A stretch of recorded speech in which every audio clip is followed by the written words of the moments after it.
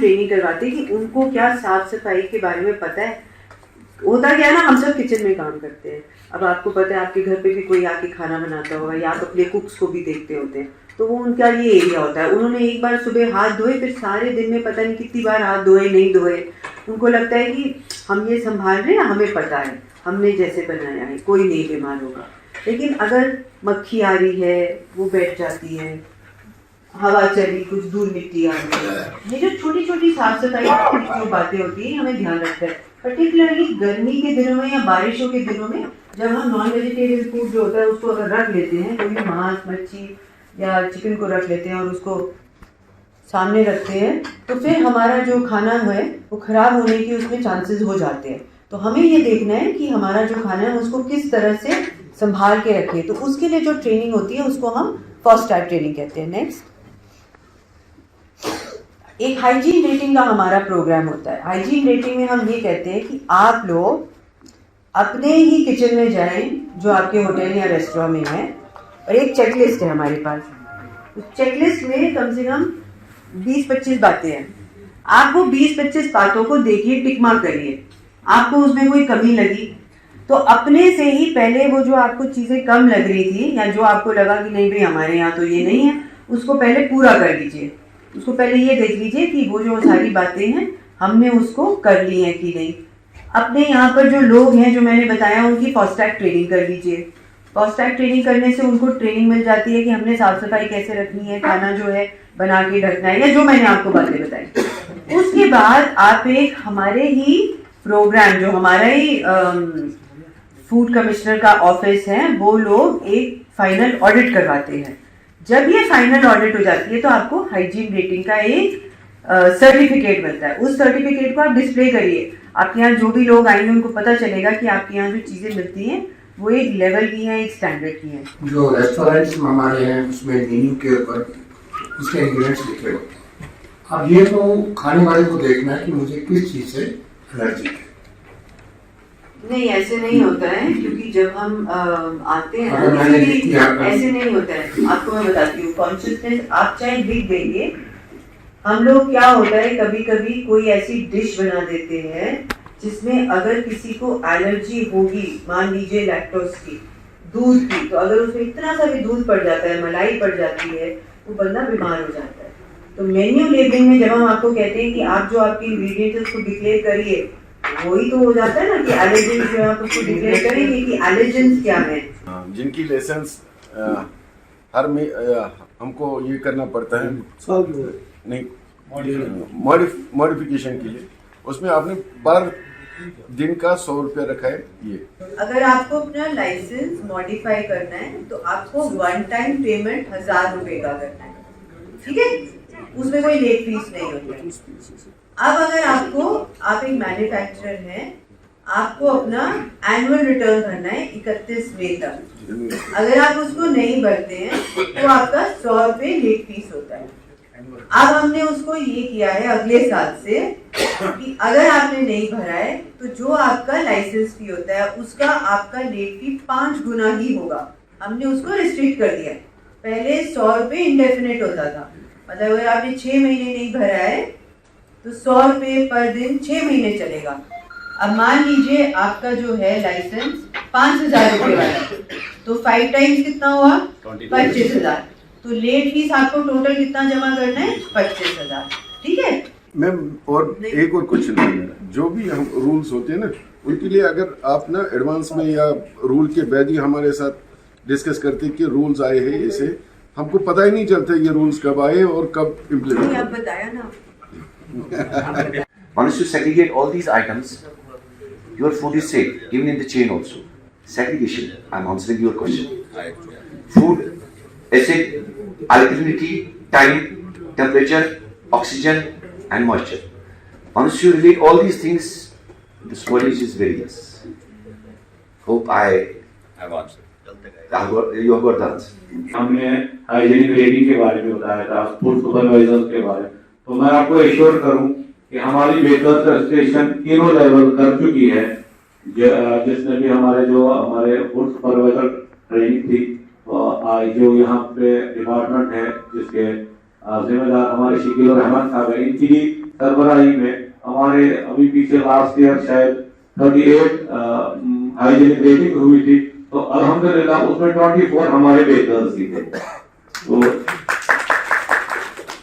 ये पूरा डिपार्टमेंट के तालमेल से और इनके ताउन से, क्योंकि हमें टाइम पे टाइम हमें आगाह कर रहे हैं, गाइड कर रहे हैं। तो मैं फिर से आपका और जो पूरी यहाँ की टीम है, शकील और रहमान साहब हमारे कमिश्नर साहब है, और आपका अनुष्का शर्मा जी और आपकी जो पूरी टीम है, उनका तो कश्मीर में आपका हार्दिक स्वागत है और आपका शुक्रिया भी अदा करता हूँ कि आप यहाँ पे आए कि हमने नई चीजें, नई कानून से हमें रोक रखा। Thank you. मैडम ने भी बात की कि आपने हाइजीन रेटिंग करवाई, बहुत अच्छा है, लेकिन जो आपका अपना एम्प्लॉय है जिसको आप खाना सर्व करते हैं, वही रहते भी होंगे कई लोग, तो मैं चाहूँगा बेकर्स एसोसिएशन और होटेलियर्स एसोसिएशन और हम बैठें, ये आइडेंटिफाई करें, अगले 15 दिन में कम से कम आपके ये यूनिट्स, ये जो सेपरेट किचन है, इसको हम ईट राइट कैंपस डिक्लेयर करें। हाइजीन रेटिंग में अगर आपके पास मान लीजिए 5 स्टार आ जाते हैं, तो हम ये कहते हैं कि 2 साल के लिए फिर हम आपके यहाँ पर इंस्पेक्शन नहीं करेंगे, क्योंकि आपके पास हाइजीन रेटिंग का सर्टिफिकेट है। तो ये एक बहुत पॉजिटिव हम लोगों ने ही एक इनिशिएटिव निकाला है कि हम ही नहीं चाहते हैं कि हमारा जो फूड सेफ्टी ऑफिसर है वो आपके यहाँ बार बार आए इंस्पेक्शन करें। एक्चुअली 2020 में जब कोविड हुआ, luckily I was having my daughter, और वो भी गोल्ड मेडलिस्ट, बीटेक में gold medallist, MTech gold medallist.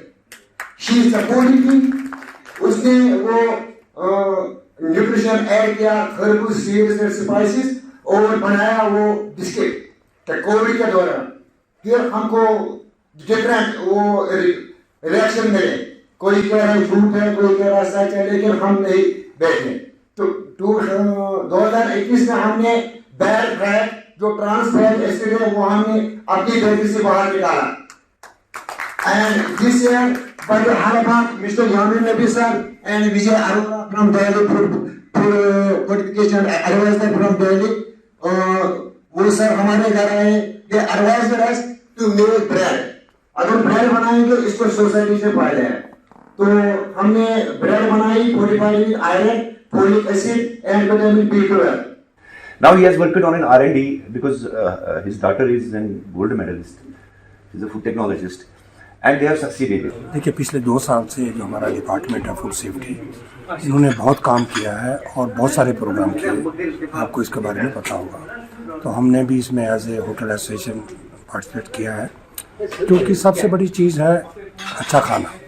ये मेरे बच्चों के लिए मुझे भी ज़रूरत है, आपको भी ज़रूरत है, आवाम को भी ज़रूरत है। उसके लिए कुछ स्टैंडर्ड बनाए गए हैं जिनको मद्देनज़र रख के उसमें काम करना है।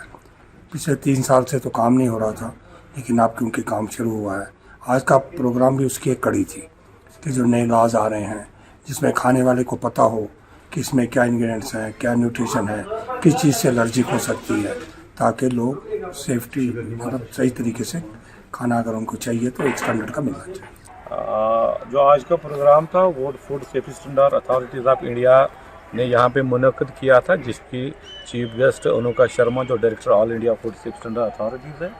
जहाँ पे जितने भी फूड ऑपरेटर्स है, चाहे वो बेकर्स हो, चाहे वो होटलियर या रेस्टोरेंट हो, उनको अवेयरनेस डिपार्टमेंट वक्तन फ़वक्तन कर रहा है। आज एक नया कानून आया है कि जो होटलियर्स के लिए था, रेस्टोरेंट वालों के लिए, कि जो फूड आप कस्टमर को सर्व कर रहे हैं उस पर आपको बतानी है कि कौन सी चीज़ में एलर्जी है, किससे और किस में कितनी कैलोरीज़ है। तो उसका भी मैडम ने बड़े विस्तार से समझाया कि 10 से जिसके ज़्यादा आउटलेट हो उस पर ये कानून इम्प्लीमेंट हो रहा है। तो उसी के रिगार्डिंग ये आज का प्रोग्राम यहाँ पे डिपार्टमेंट ने हमेशा ताउन किया है। जितने भी हमारे मसले मसाइल थे डिपार्टमेंट को लेके या उनके लॉज को लेके, डिपार्टमेंट ने हमेशा उनका अजाला किया है। हमारे इश्यूज़ आज भी थे कि एक नया कानून आया था कि जिसमें हमने ऑडिटर वो उसमें एक फार्मूला था इनका कि वो हमें उसमें रिटर्न भरना था। तो उसके लिए हमारे बेकर्स हम अभी उतनी जानकारी नहीं थी, तो मगर डिपार्टमेंट ने हमें उसके लिए एवर किया और एक अच्छी अनाउंसमेंट भी मैडम ने उसमें की कि उसमें एक रोज़ाना जुर्माना फ़ाइन लगता था, उसको हटा के अब उसको उन्होंने 1 टाइम कर दिया है। तो मगर इंशाल्लाह उम्मीद हम यही कोशिश करेंगे कि हम जुर्माने तक न जाए, फ़ाइन तक न जाए, उस कानून को हम अडॉप्ट करके उसको समझे और उसको तो डायरेक्टर मैडम आई थी या कमिश्नर साहब थे, उन सब ने उनको आपको विस्तार से बताया लोगों को। तो हमारे जितने भी होटलियर्स और ये अपने बेकर एसोसिएशन वाले आए थे, तो इनको थोड़ा सा अपडेट किया जो लेटेस्ट प्रोविजंस आए हैं फूड सेफ्टी और स्टैंडर्ड्स के मुतालिक, जो रेसिपीज़ को, उसके इंग्रेडिएंट्स, उसकी क्लोरीफिक वैल्यू जैसे इंटरनेशनली बताई जाती हैं, ऐसे हम भी उस इंटरनेशनल जो एक प्लेटफार्म है उस पे हम अपने फूड सेफ्टी को भी उसके मुकाबल पैरेलल में खड़ा करने के लिए ये एक कदम था।